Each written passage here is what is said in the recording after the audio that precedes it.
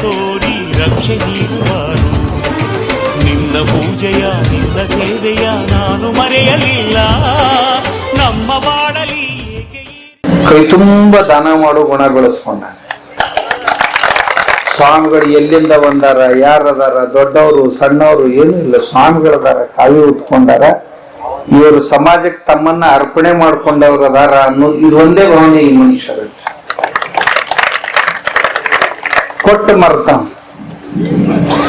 ಎಲ್ಲೆಲ್ಲಿ ಅಲ್ಲಿ ಯಾರ್ಯಾರು ಏನೇನು ಎಷ್ಟೆಷ್ಟು ಮಾಡಿದ್ರು. ತಾವೆಲ್ಲ ರೈತರು, ಗುರುಗಳು ಬೇರೆ ಬೇರೆ ಬೇರೆಯವ್ರ ಸಲುವಾಗಿ ಕಾರ್ಯಕ್ರಮ ಹಾಕೊಂಡಾರ. ನಿನ್ನೆ ಈ ಊರಾನ ಅವ್ವಾಗಳು ಏನ್ ಯಾರ್ಯಾರು ಊರ್ ಬಿಟ್ಟು ಹೋಗ್ಯಾರಲ್ಲ ಗಂಡನ ಮನೆಗೆ, ಆದರ್ಶನವ್ರನ್ನ ಹಿಡ್ಕೊಂಡು 50 ವರ್ಷ ಆಗೈತ್ ಹೋದವ್ರನ್ನ ಅವ್ರನ್ನೆಲ್ಲರನ್ನು ಕರೆಸ್ಯಾರ. ಹೌದಲ್ರಿ? ಅಂದ್ರೆ ಆದರ್ಶ ಲಗ್ನ ಆಗಿ ಈ ಊರು ಬಿಟ್ಟು ಗಂಡನ ಮನೆಗೆ ಹೋದ ಹೆಣ್ಣು ಮಗಳು ಮತ್ತೀಗ 50 ವರ್ಷ 60 ವರ್ಷದಿಂದ ಲಗ್ನ ಆಗಿ ಯಾರ್ಯಾರು ಹೋಗಿದ್ರು, ಕೆಲವು ಮಂದಿ ಮರ್ತ ಬಿಟ್ಟಿದ್ರು ತವ್ರ ಮನಿ, ಅಂಥವ್ರನ್ನೆಲ್ಲರನ್ನು ಕರೆಸ್ಯಾರ. ಕರೆಸಿ ಹೆಂಗ ಮನ್ಯಾಗ ಅಣ್ತಂಬರು ತಂದೆ ತಾಯಿ ಹೆಣ್ಣು ಮಗಳನ್ನ ಕರೆಸಿ, ಅದ್ ನಾಗರ ಪಂಚಮಿನ ಇರ್ಲಿ, ದೀಪಾವಳಿನ ಇರ್ಲಿ, ನವರಾತ್ರಿ ಶಿವರಾತ್ರಿ ಏನ್ ಯಾಕಿರೋದ ಹಬ್ಬಕ್ಕೆ ಕರೆಸಿ ಹೆಣ್ಣು ಮಗಳನ್ನ ಉಡಿ ತುಂಬಿ ಉಡುಗೊರೆ ಕೊಟ್ಟು ಅವಳನ್ನ ಸನ್ಮಾನಿಸುವುದು ನಮ್ಮ ಭಾರತೀಯ ಪರಂಪರೆ, ಸಭ್ಯತೆ ಇದೆ. ಅದನ್ನ ಕೆಲವು ಮಂದಿ ಮರ್ಯಾಕ್ ಹತ್ತೈತಿ. ಯಾಕಂತಂದ್ರ ಸುಡುಗಾಡಿ ಕಾಯ್ದೆವನ್ನ ಮಾಡಿಟ್ರಲ್ಲ, ಎಲ್ಲದ್ರಾಗೂ ಪಾಲ ಎಲ್ಲರಿಗೆ ಅಂತ. ಅವು ಏನಾಗ್ಯಾವ ಇತ್ತೀಚೆಗೆ ಒಂಜರ ನಗರದ ಪಕ್ಕದಾಗ ಯಾವ ಊರುಗಳು ಅದಾವಲ್ಲ, ಹೊಲ ಮಾರಕ್ ಹೋದ್ರ, ಮನಿ ಮಾರಕ್ ಹೋದ್ರ, ಜಾಗ ಮಾರಕ್ ಹೋದ್ರ ದಡಕ್ದನ ಅಕ್ಕಂಗರ್ ಸೈ ಬೇಕಾಕ್ಕವ್. ಸೈ ಕೇಳಕ್ ಹೋಗ್ಬೇಡ, ನನ್ ಪಾಲ್ ಕೊಡುವಂತಾಳೆ. ನೀನ್ ಪಾಲ್ ತಗೊಂಡೆ ಅಂದ್ರೆ ಆ ಕಡೆ ಹೋಗಿ ಹೊಳ್ ಬರ್ಬೇಡ ಅಂತ. ಅಂದ್ರೆ ಇವೆಲ್ಲ ಮುರಿ ಸಿಸ್ಟಮ್ ಅದಾವ, ಕಾಯ್ದೆ ಕಾನೂನುಗಳು. ಏನ್ ಅವಶ್ಯಕತೆ ಇರ್ಲಿಲ್ಲ. ಆಕಿ ಗಂಡನ ಮನೆಗೆ ಹೋಗಿದ್ಲು, ಇಡೀ ಮನೆಗೆ ಆಕಿ ಯಜಮಾನಿ ಆಗ್ಯಾಳ. ಮತ್ ಈ ಮನೆಯಿಂದ ಎದಕ್ ಬೇಕು? ಅಷ್ಟು ಗಟ್ಟಿಮುಟ್ಟಿತ್ತು ಇತ್ತು, ನಮ್ಮ ವ್ಯವಸ್ಥೆ ಅಷ್ಟು ಗಟ್ಟಿಮುಟ್ಟಿತ್ತು. ಆದ್ರೆ ಇತ್ತೀಚಿನ ರಾಜಕೀಯ ವ್ಯವಸ್ಥೆಯಲ್ಲಿ ಈ ಭಾರತೀಯ ಸಂಸ್ಕೃತಿಯನ್ನ ಹಾಳು ಮಾಡ್ಬೇಕಂತಾನೆ ಇಂಥ ಕಾಯ್ದೆ ಮಾಡಿದ್ರು ಕೆಲವು ಜನ. ಅಣ್ತಂಬ್ರನ್ನ ಹೆಂಗ್ ಓಡಿದು, ಅಕ್ಕಂಗಿಯರ್ನ ಹೆಂಗ್ ಓಡಿದು, ಕೆಡಿಸೋದು ಹೆಂಗ? ಇರುವ ಮೊದ್ಲ ಸಣ್ಣ ಸಣ್ಣ ಆಗಳಿನ ಅಣ್ತಂಬ್ರ ಹೆಚ್ಚಾಗಿ ಹೆಚ್ಚಾಗಿ ಹೆಚ್ಚಾಗಿ ಭೂಮಿ ಮೊದ್ಲ ಸಣ್ಣ ಆಗಾಕತ್ತೇವು. ಅದ್ರಾಗ ಮತ್ತ ಅಕ್ಕಂಗಿಯರ್ ಪಾಲ. ಅವ್ರದ್ದು ಯಾವಾಗೂ ಕನಿಷ್ಠ ಮನಸ್ಸಿನಾಗ ಇಚ್ಛಾ ಇಲ್ಲ, ಆದ್ರೂ ಒಡೆದು ಬಿಡಾಕ ಹಿಂಗ ಏನೇನೋ ಆಗಿ ಮನಸ್ಸು ಕೆಟ್ಟಿರ್ತಾವು. ಕೆಟ್ಟ ಮನಸ್ಸು ಕೂಡಿಸ್ಬೇಕಂತಾನ ನಮ್ಮ ಭಾರತೀಯ ಸಂಸ್ಕೃತಿ ಒಳಗ ನಾಗ ಪಂಚಮಿ ಮಾಡ್ಯಾರ. ಎಷ್ಟೊತ್ತಿದ್ರು ಕೊಬ್ಬರಿ ಕುಬ್ಸ ಒಯ್ದು ಕೊಡ್ಬೇಕು. ಅವ್ರು ಹೆಚ್ಚು ಕಡಿಮೆ ಆಗಿದ್ರ ಕಾಲ್ ಹಿಡ್ಕೊಂಡವ ಬಾ ಅಂತ ಆಕಿಗೆ ಹೇಳಿ ಬರ್ಬೇಕು. ಏನ ಹಬ್ಬಗಳು ಬರ್ಲಿ, ಲಗ್ನಗಳು ಬರ್ಲಿ, ಏನ ಬರ್ಲಿ, ಅವ್ರನ್ನ ಬಿಟ್ಟು ಏನು ಮಾಡಕ್ ಬರುದಿಲ್ಲ. ಕಳ್ಳ ಬಳ್ಳಿ ಕೂಡಿರ್ಬೇಕು, ಯಾವಾಗ್ಲು ಅಗಲ್ಬಾರ್ದು. ಕೂಡಿದ್ರೆ ಎಷ್ಟು ಆನಂದ ಸಂತೋಷ ಇರ್ತೈತಿ, ಅದು ಅಗಲಿದ್ರ ಆ ಸಂತೋಷ ಅಂದು ಬರುದಿಲ್ಲ. ನಮ್ಮ ಅಣ್ಣ ನಮ್ಮ ತಮ್ಮ ಅದಾನ ಹಿಂದ ಅಂತ ಆಕಿಗೆ ಯಾವಾಗ್ಲೂ ಅನಿಸ್ತಿರ್ಬೇಕು. ಆಕಿನ ಮಕ್ಕಳಿಗೆ ಅನಿಸ್ತಿರ್ಬೇಕು, ನಮ್ಮ ಮಾವ ಅದಾನ, ನಮ್ಮ ಮಾವ ಅದಾನ, ಸೋದರ ಮಾವ ಅದಾನ ಅಂತ ಅನಿಸ್ತಿರ್ಬೇಕು. ಅದಕ್ಕಂತನ ಹೆಣ್ಣಾಗುತ್ತಾನೂ ಬಿಡ್ತಿದ್ದಿಲ್ಲ, ಗಂಡಾಗುತ್ತಾನೂ ಬಿಡ್ತಿದ್ದಿಲ್ಲ. ಮೊದಲ ಗಂಡಾತು ಹೆಣ್ಣಿರ್ಲಿಲ್ಲ ಅಂತಂದ್ರ ನಾಳೆ ನನ್ನ ಮಕ್ಕಳಿಗೆ ಅತ್ತಿ ತೋರ್ಸಂದ್ರೆ ಎಲ್ಲಿಂದ ತೋರಿಸ್ಲಿ ಅಂತ ಅಂತಿದ್ರು. ಅದಕ್ಕೆ ನನ್ಗೊಂದ್ ಹೆಣ್ಣು ಆಗಾಕ ಬೇಕ್ರಿ. ನಮ್ಮ ಹುಡುಗ ನಾಳೆ ಗಂಡ ಆಡದ ಹೆಣ್ಣು ಆಡದ, ನಮ್ಮ ಅತ್ತೆ ಯಾರು ಅಂತ ಕೇಳಿದ್ರೆ ಎಲ್ಲಿಂದ ತೋರಿಸ್ಲಿ ಅವಂಗ, ನನಗ ಮಗಳು ಇರ್ಲಿಲ್ಲ ಅಂದ್ರ ಅಂತಿದ್ದವ. ಮಗಳಾಗ್ಲು ಮಗ ಆಗ್ಲಿಲ್ಲ ಅಂತಂದ್ರ ನಮ್ಮ ಮಾವ ಯಾರು, ಸೋದರ ಮಾವ ಯಾರು ಅಂತ ಕೇಳಿದ್ರೆ ಯಾರನ್ನ ತೋರಿಸಲ್ರಿ, ನನಗೊಬ್ಬ ಸೋದರ ಮಾವನ್ ಕೊಡಕ ಬೇಕಾಕತ್ ನನ್ನ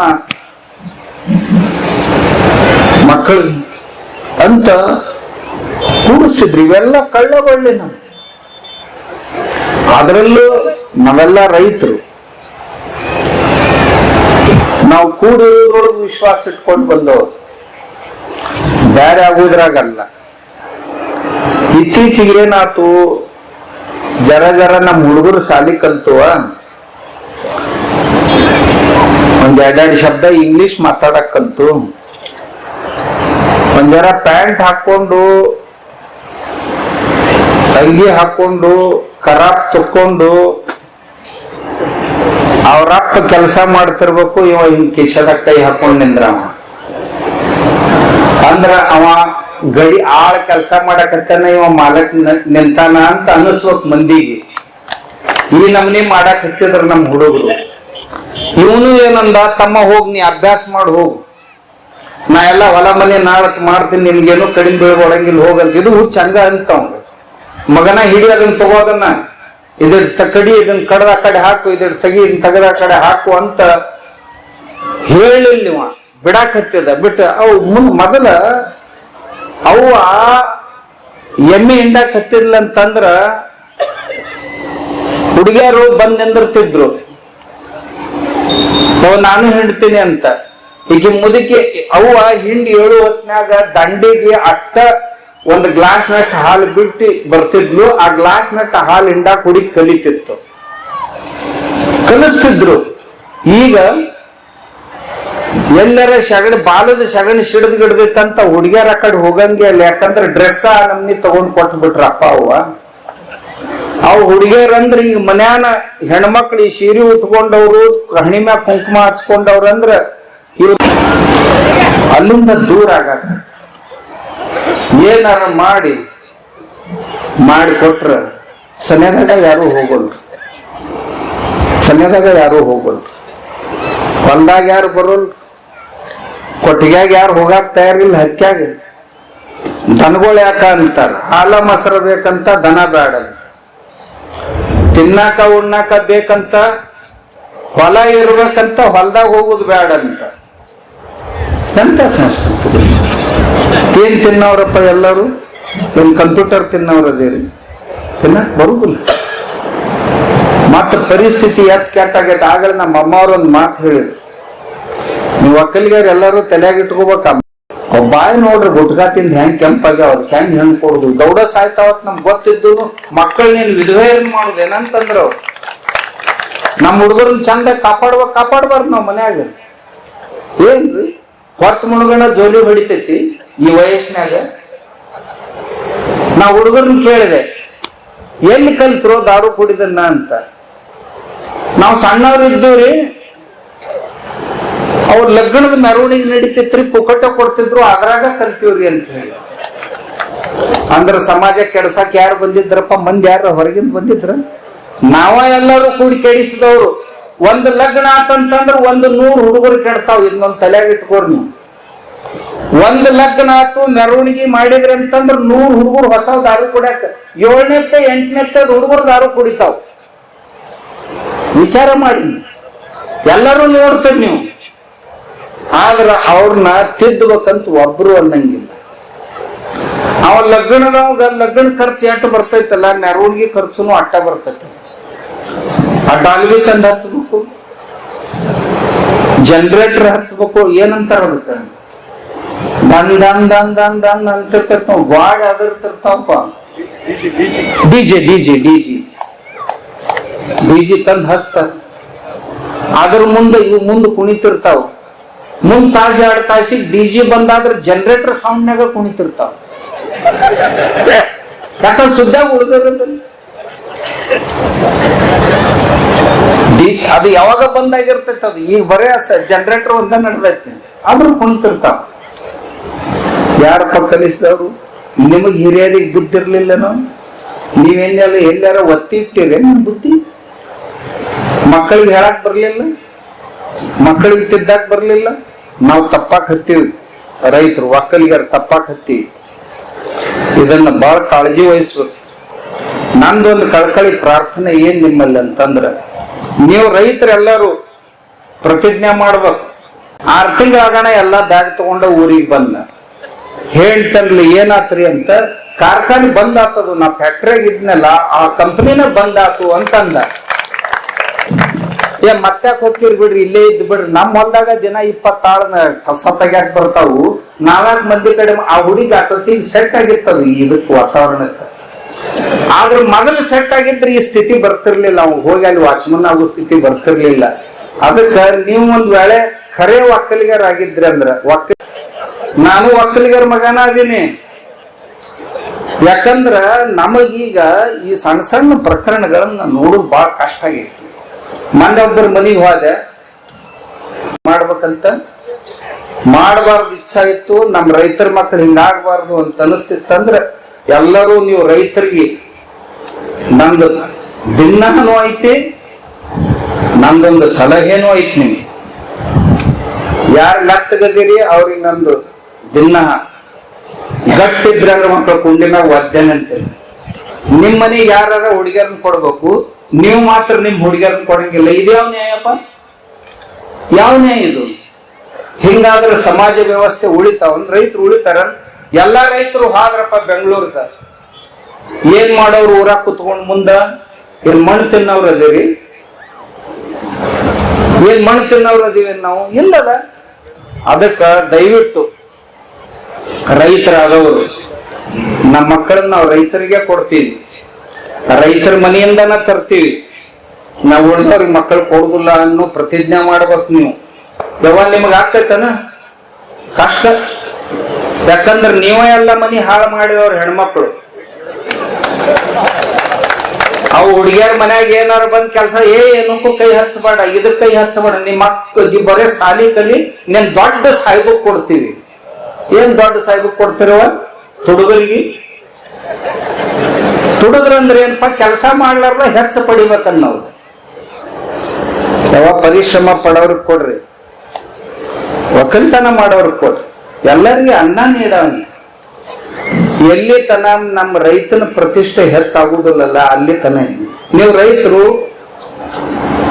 ಎಲ್ಲಿ ತನ ಹೀನ ಭಾವನೆ ತಾಳಿರ್ತಿರಲ್ಲ ಅಲ್ಲಿ ತನ ನಿಮ್ ಉದ್ಧಾರ ಯಾರು ಮಾಡುದಿಲ್ಲ. ಆತ್ಮೈವ ಹ್ಯಾತ್ಮನೋ ಬಂಧು ಉದ್ಧರೇದ ಆತ್ಮಾನಮಾತ್ಮಾನಂ.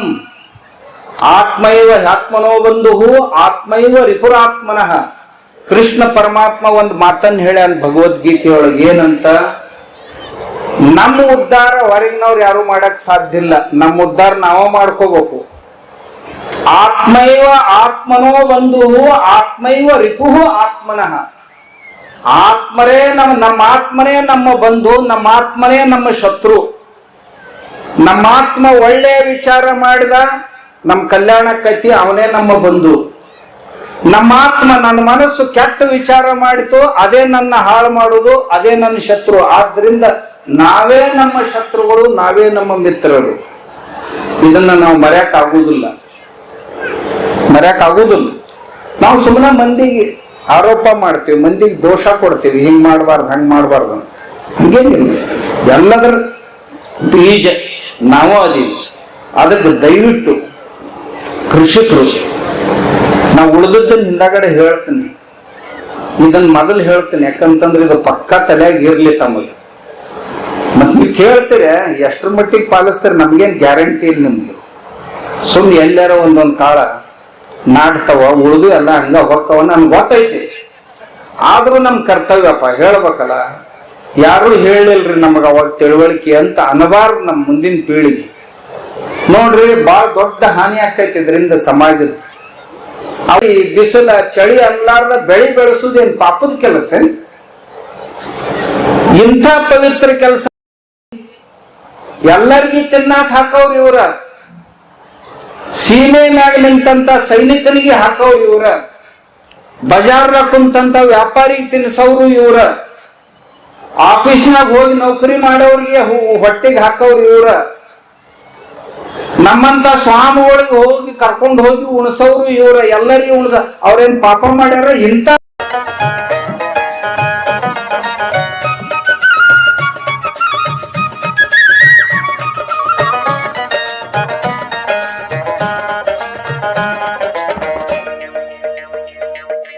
ಯಾರೂ ಅರಿಯದ ನೇಗಿಲ್ಲ ಯೋಗಿಯ ಲೋಕಕ್ಕೆ ಅನ್ನವ ನೀಯುವನು. ಯಾರೂ ಅರಿಯದ ನೇಗಿಲ್ಲ ಯೋಗಿಯ ಲೋಕಕ್ಕೆ ಅನ್ನವ ನೀಯುವನು. ಹೆಸರನ್ನು ಬಯಸದೆ ಅತಿ ಸುಖ ಕೆಲಸದೆ ದುಡಿವನು ಗೌರವಗಾಶಿಸದೆ ನೇಗಿಲ ಕುಲದೊಳಗಡಗಿದೆ ಕರ್ಮ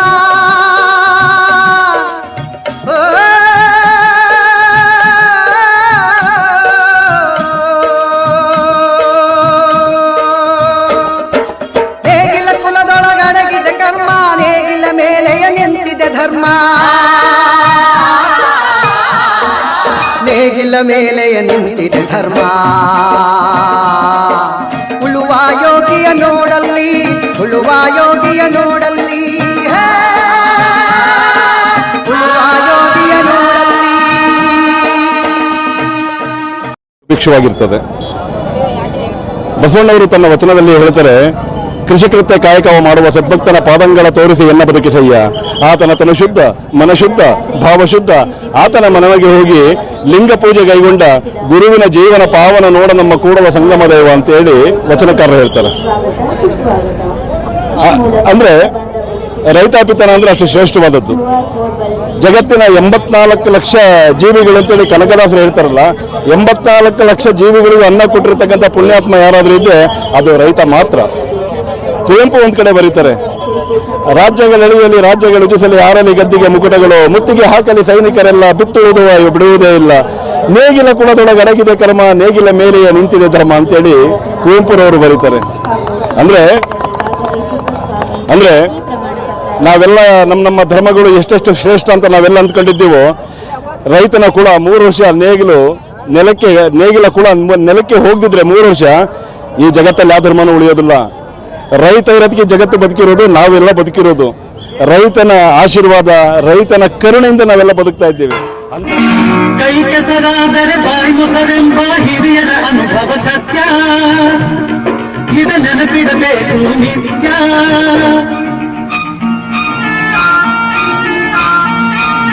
ಕೈ ಕೆಸರಾದರೆ ಬಾಯಿ ಮೊಸರೆಂಬ ಹಿರಿಯರ ಅನುಭವ ಸತ್ಯ, ಇದ ನೆನಪಿಡಬೇಕು ನಿತ್ಯ. ದುಡಿಮೆಯ ನಂಬಿ ಬದುಕು, ದುಡಿಮೆಯ ನಂಬಿ ಬದುಕು, ಅದರಲ್ಲಿ ದೇವರ ಹುಡುಕು. ಬಾಳಲಿ ಬರುವುದು ಬೆಳಕು, ನಮ್ಮ ಬಾಳಲಿ ಬರುವುದು ಬೆಳಕು.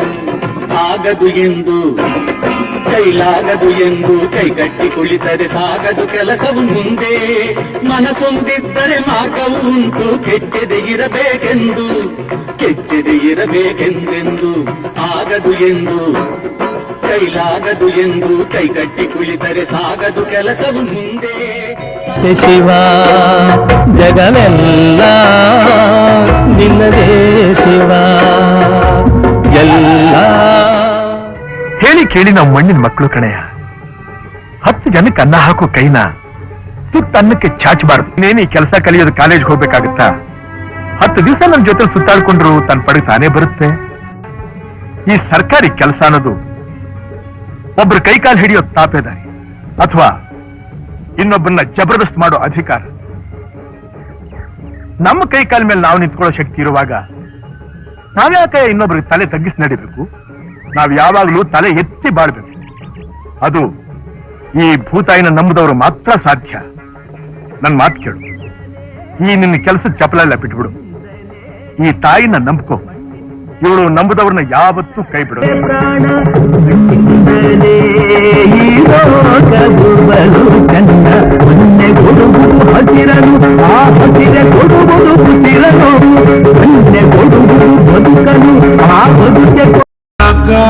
ದೇವರ ಕೈಲಿ ನಾವೇನ್ ಮಾಡೋಣ? ಎಲ್ಲಾರು ಮುಖ ಮುಚ್ಕೊಂಡ್ ಡ್ರಾಮ ಆಡೋಣ, ಗೊಂಬೆ ಆಡ್ಸು. ತಿದ್ದಿ ತೀಡಿ ಪದ ಹಿಂಗ ಬರದ ನಿಮ್ ಮುಂದಾಡೆ ಬರಿ, ತಪ್ಪು ತಡಿ ಇದ್ದರ ಮಾಪಿ ಮಾಡಿ ಕ್ಷಮ ಮಾಡರಿ, ನಿಮ್ಮ ಪುಣ್ಯದಿಂದ. ಸ್ವಾಮೀಜಿ, ಚಲೋ ಇದ್ದವ್ರಿಗೆ ತ್ರಾಸ ಯಾಕಿರ್ತದೆ? ನಿಮ್ದೆಲ್ಲ ಪ್ರಶ್ನೆ. ಚಲೋ ಮಾಡೋರಿಗೆ ಯಾಕೆ ತ್ರಾಸ ಆಗ್ತದೆ? ಒಬ್ಬಕ್ಕೆ ಕುಂತಿ, ಇನ್ನೊಬ್ಬಕ್ಕೆ ಗಾಂಧಾರಿ. ಕುಂತಿಗೆ 5 ಮಕ್ಕಳಿದ್ದು, ಗಾಂಧಾರಿಗೆ 101 ಇದ್ದು.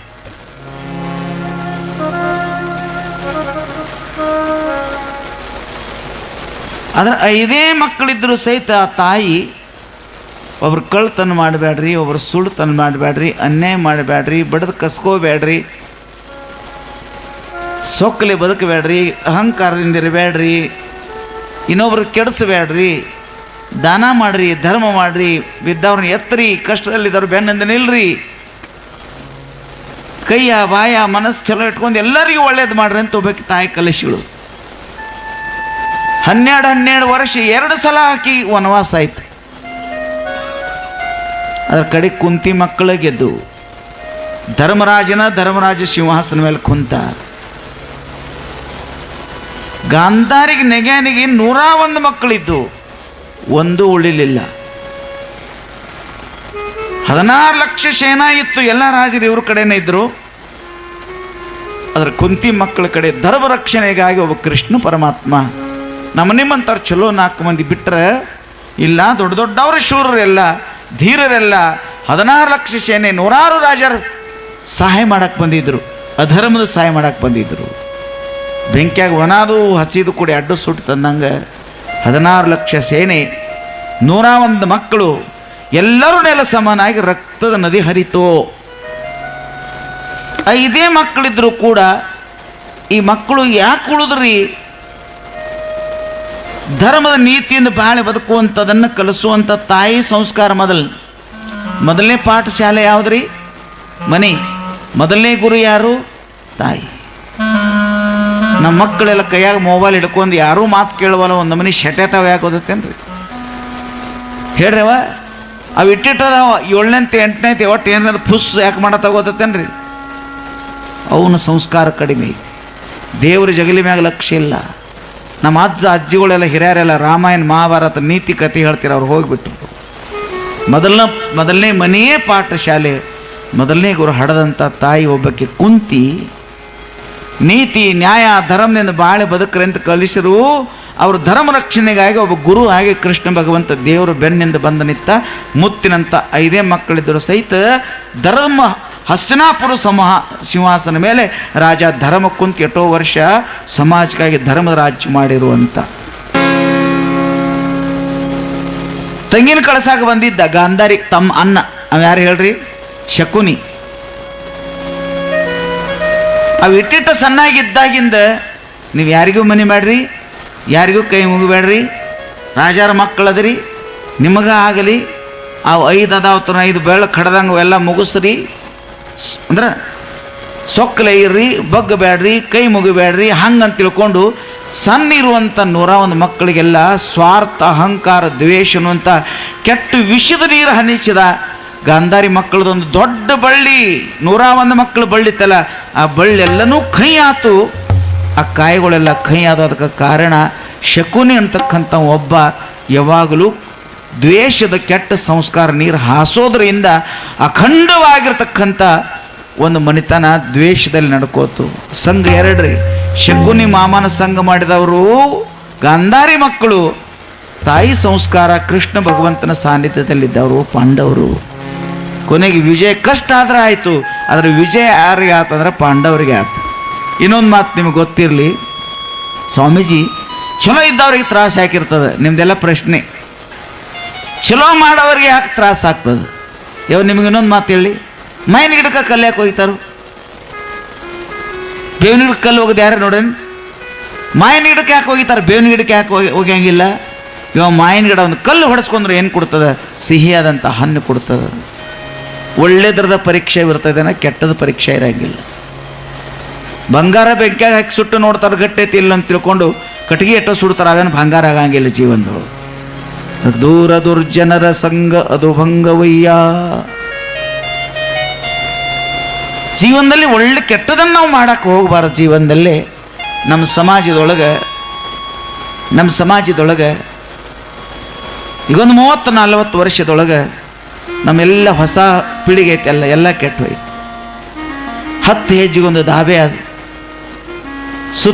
ಊರು ಸುತ್ತಮುತ್ತ ಕುಡಿ ಸಂಗತಿ ಬಂದು ಎಲ್ಲೋ ಮುಚ್ಚಿ ಮರ್ಯದಲ್ಲಿ ಯಾರೋ ಕುಡಿದು ಗಪ್ ಚುಪ್ ಇರ್ತಿದ್ರು. 8ನೇಂತೆ 10ನೇಂತೆ ಹೋಗುವಂಥ ಹುಡುಗರೆಲ್ಲ ಕುಡಿದು ಬಾಗಲಾಗಿ ಬೀಳಾಕತ್ತು. ಹನುಮಪ್ಪನ ಗುಡಿಯಾಗೋ ಬ್ರಹ್ಮದೇವ್ರ ಗುಡಿಯಾಗ ಒಂದು ಮಂಗಳಾರತಿ ನಡೆದ್ರೆ ಒಂದು 10 ಮೋಟರ್ ಸೈಕಲ್ ನಿಲ್ಲಂಗಿಲ್ಲ. ಒಂದು ದಾಬೆ ಮುಂದೆ ದಿನ 200 ಮೋಟರ್ ಸೈಕಲ್ ನಿಲ್ತಾವ. ಭಾರ ಆದರೂ ಸಹಿತ ನಿಮ್ಮ ಮಕ್ಕಳು ನಿಮ್ಮ ಮನೆಗೆ ಬರಂಗಿಲ್ಲ. ಇದು ಯಾರ ಸಂಘ? ರೊಕ್ಕ ಹಾಳಾಯ್ತು, ಮರ್ಯಾದೆ ಹಾಳಾಯ್ತು, ಮನ್ಯಾನ ಶಾಂತಿ ಹೋಯ್ತು, ನಿಮ್ಮ ವಂಶದ ದೀಪ ನಿಮ್ಮ ಮುಂದೆ ಹಾರಿ ಅವನ ಫೋಟೋಕ್ಕೆ ನೀವು ಹಾರ ಹಾಕಿ ಬಡ್ಕೊಂಡು ಅಳುವಂಥ ಪ್ರಸಂಗ ಬಂದಿಲ್ಲ?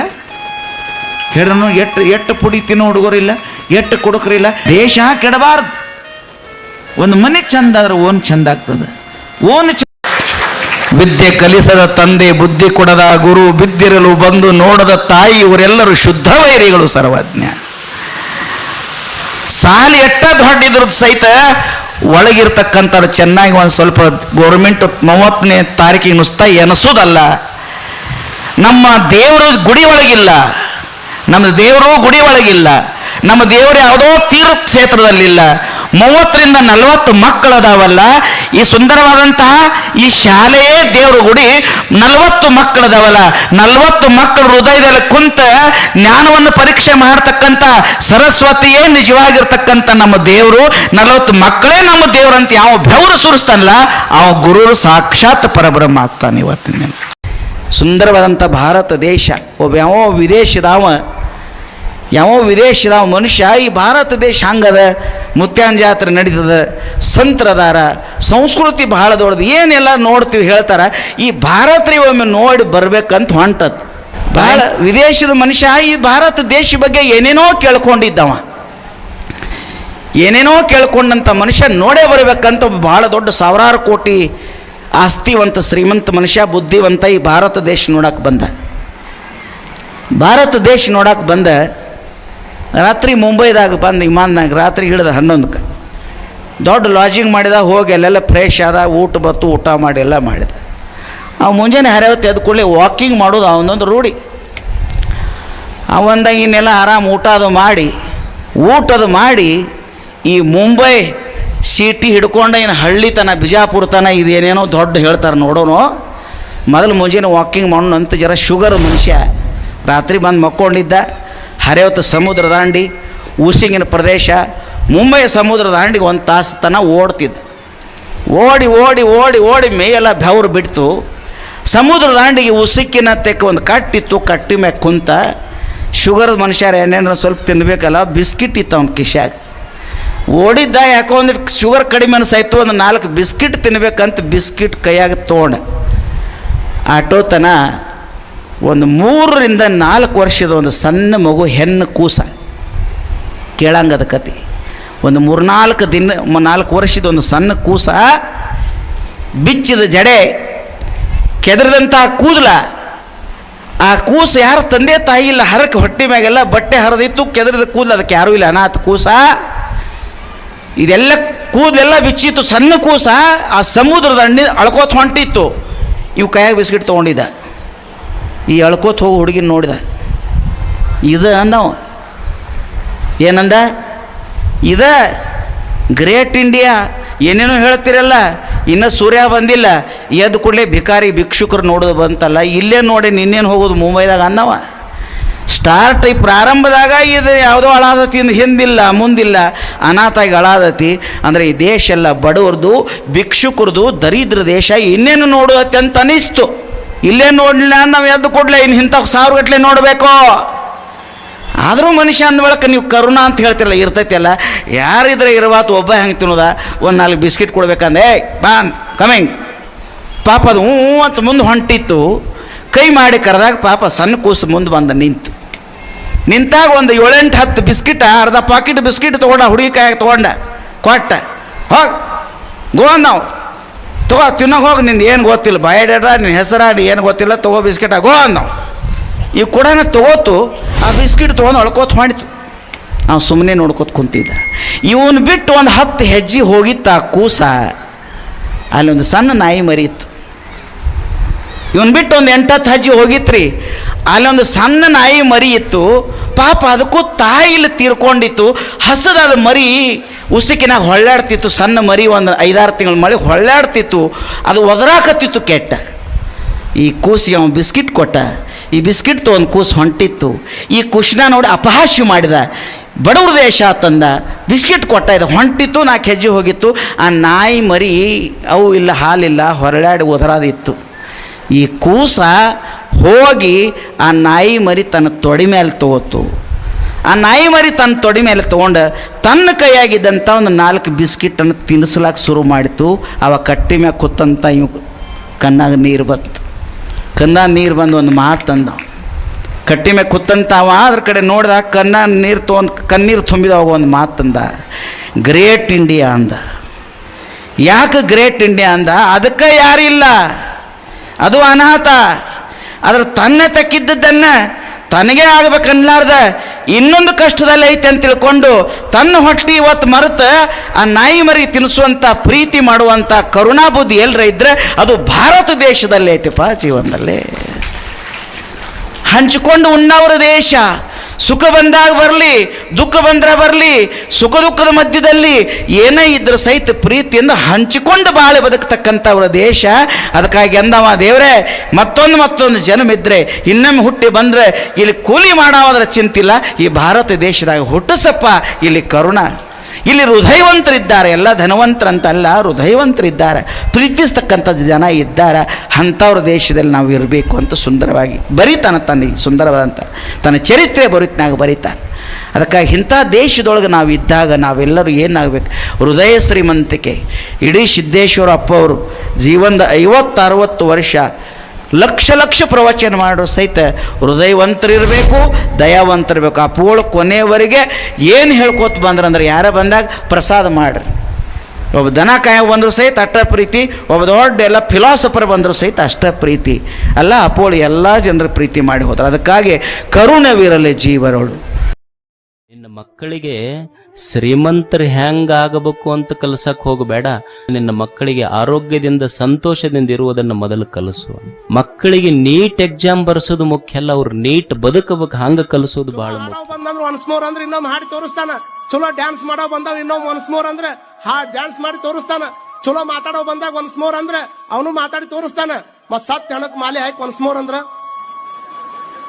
ಇಲ್ಲಲ್ಲ, ಹಾಗಂಗಿಲ್ಲಲ್ಲ. ಅದಕ್ಕೆ ಇದು ಒಂದ ಸಲ ಬಂದದ. ಎಂದ ಎಕ್ಸ್ಪೈರ್ ಆಗ್ತೀವಿ ಯಾರಿಗೆ ಗೊತ್ತಿಲ್ಲ. ಎಕ್ಸ್ಪೈರ್ ಆಗೋದಕ್ಕಿಂತ ಮುಂಚೆ 4 ಮಂದಿಗೆ ಇನ್ಸ್ಪೈರ್ ಆಗೇ ಸಾಯ್ಬೇಕನ್ನುವಂತ ಭಾವನೆ ಇಟ್ಕೊಂಡು ಒಟ್ಟ ಜಗಳ ಮಾಡ್ಲಾರ್ದಂಗೆ ನಕ್ಕೊಂತ ಹಿಂಗೆ ಇರ್ರಿ.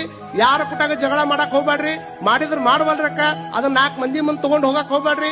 ಹೋದ್ರ ಹೋಗವಲ್ರಕ್ಕ ಅದನ್ನ 4 ಮಂದಿ ಬಿಟ್ಟು ಪಂಚಾಯತಿ ಲೆವೆಲ್ ಕಟ್ಟಿ ಹತ್ತಸಾಕ್ ಹೋಗ್ಬೇಡ್ರಿ.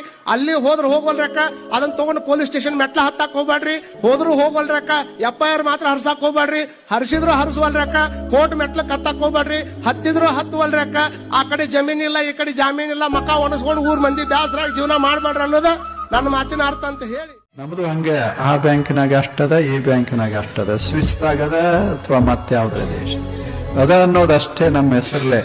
ನಾವು ಉಣ್ಣೋದು ಎಷ್ಟು? 1-2 ರೊಟ್ಟಿ, ಅದು ಗುಳಿಗೆ ತಗೊಂಡು 2 ರೊಟ್ಟಿ.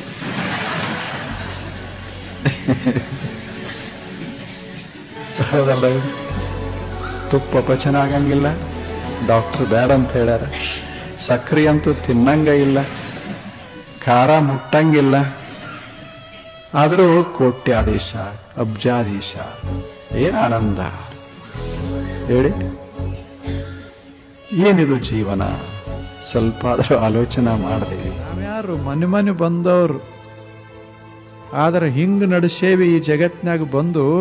ಏನು ಖಾಯಂ ಇರೋರಂಗ ನಡೆಸೇವಿ ಅಲ್ಲ. 1000 ಕೋಟಿ ಗಳಿಸ್ತೇವಿ, ಉಣ್ಣೋದು ಅಷ್ಟೇ. 2 ರೊಟ್ಟಿ ತಿಂತಾನೆ, 2 ರೊಟ್ಟಿ ತಿಂತಾನೆ ದಿನಾಲು.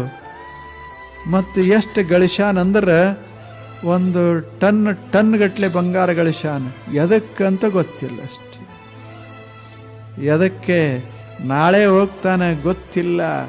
ಆದರೂ ಹುಚ್ಚಾಗ್ಯಾನ ಮನುಷ್ಯ, ಹುಚ್ಚಾಗ್ಯಾನ. ಯಾರ ಮಾಲೀಕರು ನೀವು ಹೇಳೋದಿಲ್ಲೇನು?